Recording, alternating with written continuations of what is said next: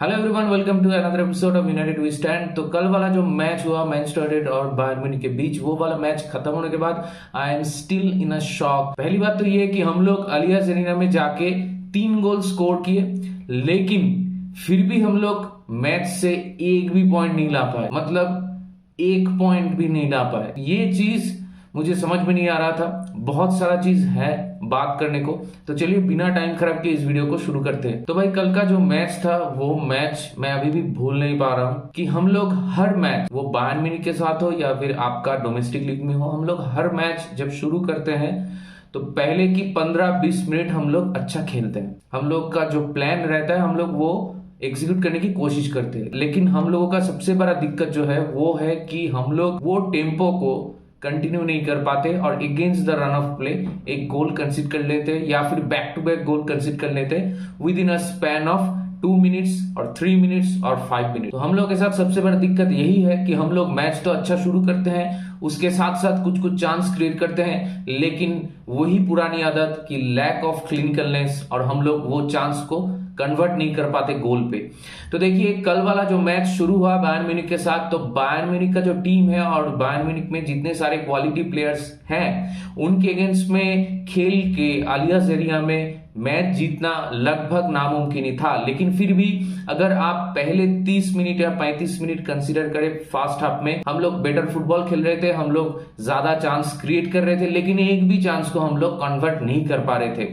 जबकि Bayern Munich ने कोई भी चांस फर्स्ट हाफ में ऐसा कोई भी चांस क्रिएट नहीं किया, सिर्फ 2 चांस क्रिएट किए वो लोगों ने, और वही 2 चांस में वो लोग 2 back to back goal score कर दिए, और हम लोग फिर से within a span of 2 to 3 minutes हम लोग 2 back to back goal concede कर लिए। पहला जो गोल था वो तो आंद्रे ओनाना का, obviously it was a huge mistake in a game like this. आप ऐसे टॉप टीम पे अगेंस्ट में पहले ही मैच जीतना मुश्किल होता है, उसके बाद अगर आप मैच में थोड़ा बहुत अपनी जगह बनाने की कोशिश कर रहे हो, उस टाइम पे अगर आप ऐसे मिस्टेक करते हो तो, और उसके साथ साथ आप गोल कंसीड कर लेते हो, तो आपके ऊपर बहुत सारा प्रेशर वैसे ही आ जाता है। और उसी प्रेशर की वजह से जब हम लोग पहला गोल कंसीड कर लिए, उसके बाद हम लोग कुछ देर के लिए स्विच ऑफ हो गए थे।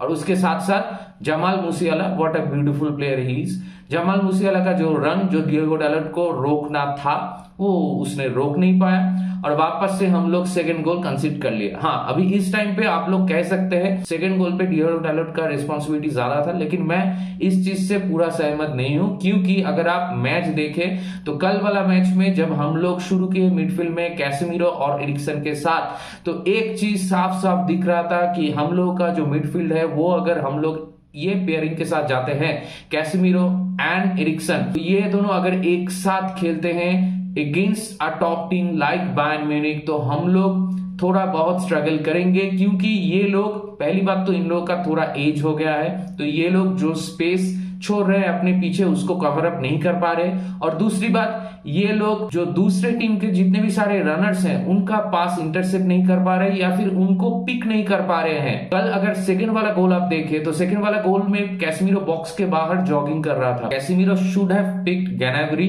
अगर कैसेमीरो गैनाब्री की रन को पिक कर लेता, तो जब जमाल मूसियाला वो माइनस कर रहा था तो कैसेमीरो शायद उस चीज को रोक पाता। ये मैच से हम लोग को लगभग ये चीज तो समझ में आ गया कि हम लोग ऐसे टॉप टीम के अगेंस्ट में, चैंपियंस लीग में या फिर ईपीएल में बड़े टीम के अगेंस्ट में, या फिर टीम्स लाइक ब्राइटन या एस्टन विला जिनके पास बहुत सारा स्पीड है मिडफील्ड में, उनके अगेंस्ट में हम लोग ये पेयरिंग को एक साथ शुरू नहीं कर सकते। आप बेंच से ला सकते हो एरिक्सन को सेकेंड हाफ में, लेकिन एरिक्सन और कैसेमीरो को आप एक साथ शुरुआत से ही शुरू नहीं कर सकते against a quality team like Bayern Munich. और ये चीज एरिक टेन हाग को भी साफ साफ मालूम है, और उसीलिए एरिक टेन हाग सोफियान अमराबाद के पीछे गया और सोफियान अमराबाद को खरीदा। लेकिन अनफॉर्चुनेटली सोफियान अमराबाद की इंजरी की वजह से हम लोग सोफियान अमराबाद को अभी तक यूज नहीं कर पा रहे। तो जब तक सोफियान अमराबाद नहीं आता है तब तक मेरे ख्याल से इस चीज पे बहुत ध्यान देना होगा, बोथ कैसेमीरो एंड एरिक्सन, क्योंकि वो लोग ओपोनेंट की अगर आप रन पिक नहीं कर रहे हो तो आपके पास जितने भी बेहतर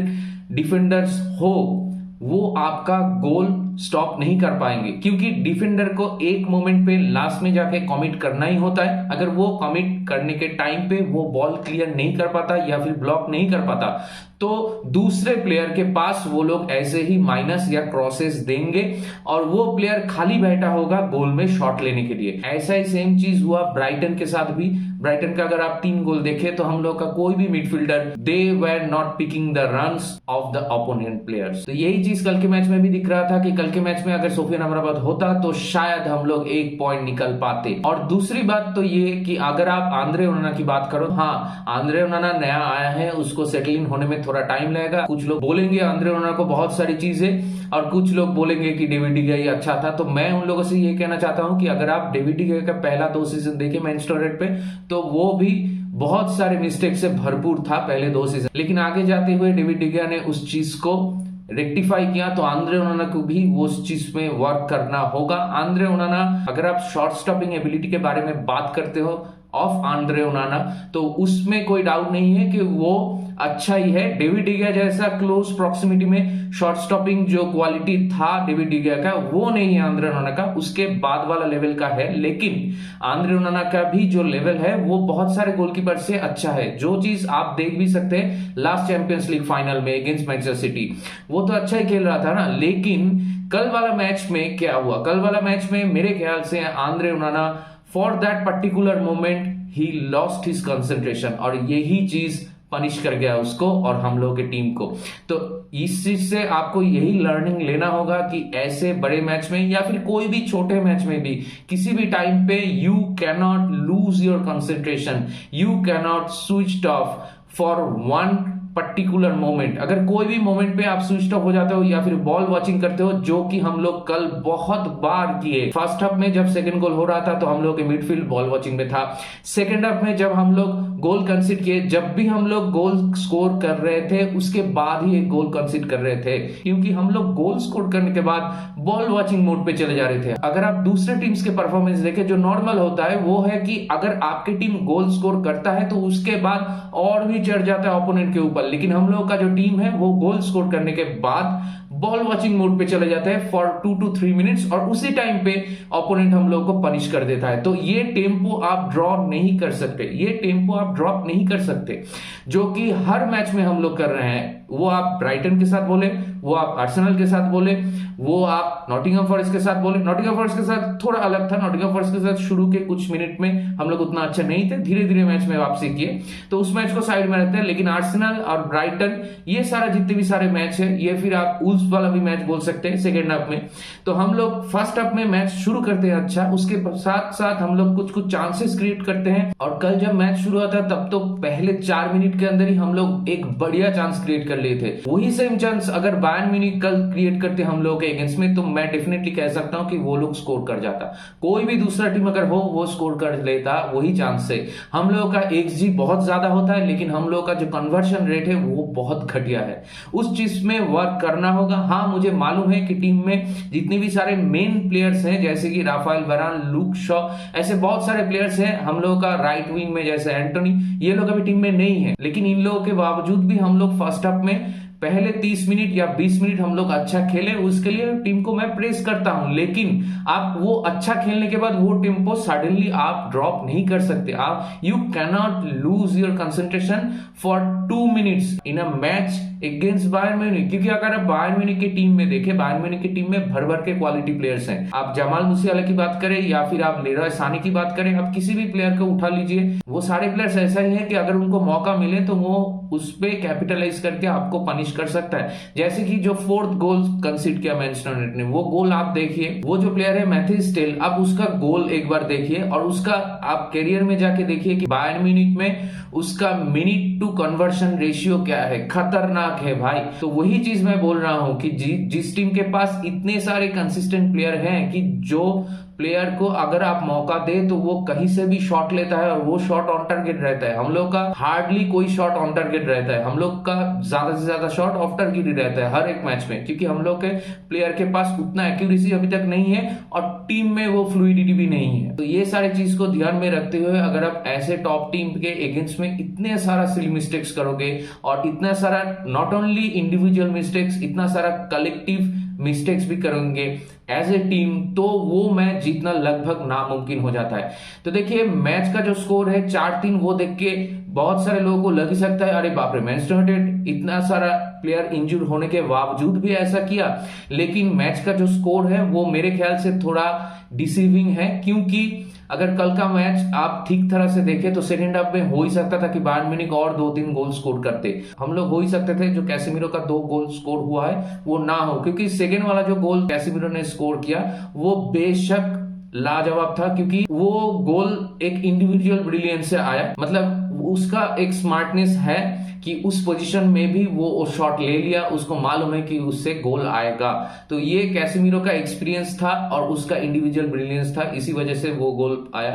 और थर्ड वाला जो गोल है उसमें ब्रूनो का जो बॉल था वो सच में बहुत ही बढ़िया था, और बायर्न म्यूनिख का जो गोलकीपर है वो भी उतना अच्छा नहीं है। तो इसलिए कल वाला मैच में मुझे लग रहा था कि हम लोगों को और भी थोड़ा टेस्ट करना चाहिए था बायर्न के गोलकीपर को, क्योंकि वो उतना क्वालिटी गोलकीपर नहीं है। बायर्न का जो डिफेंस है, बैकलाइन है, वो बहुत बढ़िया है, लेकिन अगर आप दूर से शॉट लेते हो गोल में या फिर कहीं से भी शॉट लेते हो गोल में, तो वो गोलकीपर आपको थोड़ा बहुत चांस दे सकता है। और जब सेकंड हाफ चालू हुआ तो हम लोग एक गोल स्कोर कर लिए। हॉयलैंड का अपना पहला goal for Manchester United against Bayern Munich is obviously it is a big deal. लेकिन उसके बाद ही अगर आप देखें, पेनल्टी होने से पहले मैनचेस्टर यूनाइटेड के पास बॉल था बायर्न म्यूनिख के हाफ में, और अगर आप लोग देखें कि वहां पे एरिक्सन एक आसान पास जो सामने वो खेल सकता था, 2 प्लेयर अवेलेबल था राइट हैंड साइड पे, जो राइट विंग पे पेलिस्ट्री था और सामने हॉयलैंड था, लेकिन एरिक्सन बॉल में 1 या 2 टचेस एक्स्ट्रा लिया, थोड़ा टाइम ज्यादा लिया, और एरिक्सन को मालूम ही नहीं था कि पीछे से एक मैन आ रहा है, और उस वक्त एरिक्सन ने बॉल लूज कर दिया, और उसी पोजीशन से बायर्न म्यूनिख ने एक चांस क्रिएट किया और उससे हम लोग एक कॉर्नर कंसीड कर लिए, और उसके बाद ही एरिक्सन का वो हैंडबॉल हो गया। तो आप लोग कह ही सकते हो कि वो जो डिसीजन था पेनल्टी का वो कंट्रोवर्शियल था, वो मैं भी मानता हूं, लेकिन मेरा कहना यही है कि अगर आप पहले वो मिस्टेक नहीं करते, थोड़ा कंपोजर दिखा लेते या फिर फास्ट टाइम आप बॉल पास कर लेते, तो ये नौबत ही नहीं आती, ये चांस क्रिएट ही नहीं होता। वो चांस क्यों क्रिएट हुआ? क्योंकि आप उस टाइम पे आपका मैच अवेयरनेस उतना था नहीं, या फिर आप थोड़ा स्लो मूवमेंट कर रहे थे, या फिर आप कुछ पॉइंट के लिए थोड़ा स्विच ऑफ हो गए थे। तो यही चीज सबसे बड़ी दिक्कत है अभी इस मैनचेस्टर यूनाइटेड टीम में। तो इस चीज को बेहतर करने के लिए ऑब्वियसली मिडफील्ड में सोफियान अमराबाद चाहिए, राइट विंग में अगर एंथोनी नहीं भी आता तो राइट विंग में मेरे ख्याल से आप मेसन माउंट को कोशिश कर सकते हैं, या फिर आप पेलिस्ट्री के साथ भी कंटिन्यू कीजिए, क्योंकि पेलिस्ट्री एक डायरेक्ट फुटबॉलर है और पेलिस्ट्री के पास स्पीड भी है, उसका थोड़ा मैच्योरिटी कम है, लेकिन उसको जितना ज्यादा चांसेस मिलेगा उतना ही उसका गेम बेहतर होता जाएगा। कल पेलिस्ट्री को देख के बहुत सारे लोग कह सकते हैं कि पेलिस्ट्री उतना अच्छा नहीं था, लेकिन कल पेलिस्ट्री का जो परफॉर्मेंस था वो उतना अच्छा नहीं लगा। उसका ज्यादा से ज्यादा रिस्पॉन्सिबिलिटी जाता है डिएगो डैलोट के ऊपर, क्योंकि डिएगो डैलोट का जो परफॉर्मेंस था वो बिल्कुल ही घटिया परफॉर्मेंस था। हाँ, डिएगो डैलोट को आप एट टाइम्स लेफ्ट बैक में खिलाए, उससे पहले राइट बैक में खिलाए। ये मुझे समझ में आता है कि एक प्लेयर को एक सेटलिंग होने का टाइम चाहिए होता है नए सीजन में जाते हुए, लेकिन डिएगो डैलोट तो नया प्लेयर नहीं है ना, डिएगो डैलोट लास्ट सीजन से खेल रहे हैं, और डिएगो डैलोट का अगर आप बिफोर वर्ल्ड कप परफॉर्मेंस देखें तो वो आपका है 10 में से 8, और आफ्टर वर्ल्ड कप अगर जो उसका परफॉर्मेंस है टिल ना वो अगर देखें तो वो है आपका 10 में से 2 या 3 या 4, ज्यादा से ज्यादा। कल तो 2 भी नहीं था। तो यही दिक्कत है मैनचेस्टर यूनाइटेड पे। राइट हैंड साइड पे हम लोग एरन वन-बिसाका को कल मिस कर रहे थे। और इसके बाद चलिए बात कर लेते हैं वो पेनल्टी को लेके। तो देखिए पेनल्टी में ज्यादा से ज्यादा लोग तो बोलेंगे ही कि हाँ आपका जो हाथ था वो अननेचुरल पोजीशन में था और उसके लिए हैंडबॉल हुआ, तो वो तो क्लियर पेनल्टी है। तो मेरा उन लोगों से यही कहना है कि हाँ मैं मानता हूं कि आपका एरिक्सन का जो हाथ था वो अननेचुरल पोजीशन में था, लेकिन आपको डिस्टेंस भी कंसीडर करना होगा। मतलब एरिक्सन और उपमेकानो के बीच में जो डिस्टेंस था वो आपका 2 से 3 फीट था हार्डली। तो इतना क्लोज प्रॉक्सिमिटी में अगर आप हैंडबॉल में पेनल्टी देते हो तो इसका मतलब ऐसा ही होता है ना कि वो दिन दूर नहीं है कि हर मैनेजर अपने प्लेयर को बोलेंगे कि ऐसे सिचुएशंस में you don't have to go for the goal, you just have to target the hand of the opponent player in front of you. तो ऐसे ही ट्रेनिंग करेंगे ना मैनेजर लोग, जो मेरे ख्याल से लगता है अभी शुरू भी हो गया है कि मैनेजर लोग बोलते हैं कि अगर सामने कोई प्लेयर हो तो उसके हाथ में मारने की कोशिश करो। तो इसीलिए मेरे ख्याल से ये रूल रिडिकुलस है और वार का ये जितने भी सारा डिसीजंस है ये मुझे समझ में नहीं आता। अगर आप लोग कहें कि छोड़िए क्लोज प्रॉक्सिमिटी, 2 फीट हो या 3 फीट हो या 6 फीट हो, अगर हाथ अननेचुरल पोजीशन में है और उसमें अगर हैंडबॉल होता है तो वो पेनल्टी होगा ही होगा। तो यही चीज जब हम लोग के अगेंस्ट में होता है तो हम लोग को पेनल्टी क्यों नहीं मिलता? अगर आप स्पर्स वाला मैच देखें तो उसमें भी गार्नाचो का एक शॉट उनके डिफेंडर के हाथ में लग के आ गया था, लेकिन हम लोग को पेनल्टी नहीं मिला था। उस टाइम पे तो क्लोज प्रॉक्सिमिटी नहीं था और उसका हाथ भी अननेचुरल पोजीशन में था। तो ये क्यों? उस टाइम पे हम लोगों को पेनल्टी क्यों नहीं मिलता? अगर वार का एक रूल है, एक सेट ऑफ रूल्स तो है ना कि अगर हाथ में लगता है और हाथ अगर अननेचुरल पोजीशन में है तो आपको पेनल्टी, ओपोनेंट टीम को पेनल्टी रिवॉर्डेड होगा। तो कल बायर्न को वो पेनल्टी मिल गया, लेकिन जब ये चीज हम लोग डिजर्व करते हैं तो हम लोग को पेनल्टी नहीं मिलता। जैसे कि मैं बोलता था ना कि हर एक सीजन के एंड में कुछ कुछ डिसीजंस जो आपके अगेंस्ट में जाता है और कुछ कुछ डिसीजंस जो आपके फेवर में जाता है वो आपका 50-50 हो जाता है। लेकिन हम लोगों का पिछले 2 सीजन से और इस सीजन में ऐसा नहीं हो रहा है। हम लोगों के अगेंस्ट में अगर 10 डिसीजन जा रहे हैं तो हम लोग के फेवर में 2 डिसीजन जा रहा है। ऐसा रेशियो है हम लोग। ये क्यों होता है हम लोग के साथ? यही मेरा सवाल है। ये इनकंसिस्टेंसी जो वार दिखा रहा है over the period against us, इससे मुझे दिक्कत है। यही सेम चीज मैनचेस्टर सिटी के साथ नहीं होता, यही सेम चीज लिवरपूल के साथ नहीं होता, यही सेम चीज आर्सेनल के साथ नहीं होता। तो मेरे ख्याल से ये जो लक है ये थोड़ा बहुत आपको चाहिए होता है। तो हम लोगों का लक भी खराब है, हम लोगों का परफॉर्मेंस भी खराब है। हम लोग जब बुरा खेलते हैं तो उस टाइम पे हम लोगों का जो थोड़ा बहुत लक हम लोग को चाहिए होता है, उस चीज से बाहर आने के लिए वो चीज भी हम लोग के पास मिसिंग है। मान लो कि किसका नजर लग गया ऐसा। जैसे कि आप देख सकते हैं कि आर्सेनल वाला मैच में मिलीमीटर के लिए हम लोग का वो गोल ऑफसाइड हो गया। ब्राइटन वाला मैच के दूसरा एंगल से देखा ही नहीं गया कि अगर ऊपर से देखे, ऊपर वाला जो एंगल है जिससे आप देख सकते हैं कि एक्चुअली में बॉल पूरा लाइन से क्रॉस हुआ है कि नहीं, वो एंगल किसी ने देखा ही नहीं मैच में। तो यही दिक्कत है हम लोग के साथ। हम लोगों का परफॉर्मेंस तो घटिया है ही, हम लोग के प्लेयर एट टाइम्स खराब डिसीजंस लेते हैं और खराब खेलते हैं या फिर बॉल वॉचिंग करते हैं, और उसी के साथ साथ जो मिनिमम लक चाहिए होता है कोई भी मैच में से कोई भी रिजल्ट निकालने के लिए, वो हम लोग के पास अभी नहीं है। तो इतना सारा चीज और इसके साथ साथ आपका इतना बड़ा इंजुरी लिस्ट भी है। तो ये सारा चीज जब आपके अगेंस्ट में चला गया और उसके साथ साथ अपर मैनेजमेंट कैसा है ये तो सब लोगों को मालूम ही है, और उसके साथ साथ आपका क्लब वाला जो टेक ओवर है वो भी नहीं हो रहा है। तो इतना सारा मेस के अंदर से भी आप कह सकते हो कि कल वाला मैच में हम लोग थोड़ा बहुत कैरेक्टर शो किए एट द एंड और हम लोग 3 गोल स्कोर किए। तो एक respectable score line at the end आया कि 4-3 हुआ। हाँ, उससे भी हम लोग फ्रस्ट्रेटेड हुए, उससे भी हम लोग बहुत डिसअपॉइंटेड हुए। स्पेशली मुझे तो समझ में ही नहीं आ रहा था कि हम लोग जहां पे 3 गोल स्कोर करना बहुत ही नामुमकिन था हम लोगों के लिए, वहां पे हम लोग 3 गोल स्कोर किए लेकिन फिर भी 1 पॉइंट नहीं ला पाए। तो ये जो फ्रस्ट्रेशन है, ये फ्रस्ट्रेशन तो जल्दी नहीं जाने वाला। ये फ्रस्ट्रेशन जाने के लिए एक ही उपाय है, वो है कि ओल्ड ट्रैफोर्ड में जब आपका रिटर्न लेग होगा तो वो मैच में आपको एक रिजल्ट निकलना पड़ेगा। और अभी सैटरडे में जो मैच है बर्नली के साथ, वो तो हम लोग के लिए एक मस्ट विन मैच बन गया। और उसी के साथ साथ मिड वीक में जो क्रिस्टल पैलेस के साथ कराबो कप वाला मैच है, वो भी हम लोग के लिए मस्ट विन मैच है। तो देखते हैं आगे जाते हुए क्या होता है। कल वाला मैच के बाद मैं तो पर्सनली मैं बहुत दुखी हूं, क्योंकि मुझे लग रहा था कि हम लोग कल जैसे शुरुआत किए थे अगर वो चीज को कंटिन्यू कर पाते और आंद्रे ओनाना से वो वाला गलती ना होता तो शायद हाफ टाइम में अगर हम लोग 0-0 वाला स्कोर लाइन मेंटेन कर पाते तो हम लोग के पास लड़ने के लिए सेकेंड हाफ में कुछ होता। अगर सेकेंड हाफ में बायर्न म्यूनिख उनका क्वालिटी की वजह से अगर हम लोग के ऊपर चढ़ता भी, फिर भी हम लोग 1-2 गोल तो स्कोर कर ही सकते थे, जो कि हम लोग इवेंचुअली किए भी। ओवरऑल कल वाला अगर मैच देखे तो कल वाला मैच में पहले हाफ में मुझे सर्जियो रिग्युइन को अच्छा लगा। He was really pumped up for the match और वो ऊपर जाके एक के बाद एक लगातार अटैक कर रहा था और उसमें मार्कस राशफोर्ड को भी हेल्प कर रहा था। और बहुत सारे टाइम्स उसने बहुत सारा क्रॉसेस भी अंदर डाला था, उसमें से कुछ कुछ अच्छा था, कुछ कुछ बुरा था, लेकिन उसका जो कमिटमेंट लेवल था कल फर्स्ट हाफ में स्पेशली वो बहुत ही बढ़िया था। लेकिन फिर भी अगर कलेक्टिवली आप लोग अच्छा नहीं खेल पाते तो ऐसे बड़े टीम के अगेंस्ट में जीतना लगभग नामुमकिन ही होता है। तो इसी के साथ ये वाले वीडियो को यहीं पे रैप अप करेंगे। जाएंगे। जितने भी सारे पॉइंट्स पे मुझे बात करना था वो सारा पॉइंट्स ही मैं मोरलेस कवर कर लिया। अगर ये वीडियो आप लोगों को पसंद आया तो मेरे चैनल को सब्सक्राइब कीजिए, मुझे सपोर्ट कीजिए और इस वीडियो को लाइक कीजिए और शेयर कीजिए अपने दोस्तों के बीच जिनको फुटबॉल पसंद है। और बहुत जल्दी मिलते हैं अगले वाले वीडियो में। तब तक take care, goodbye, glory glory Manchester United we stand.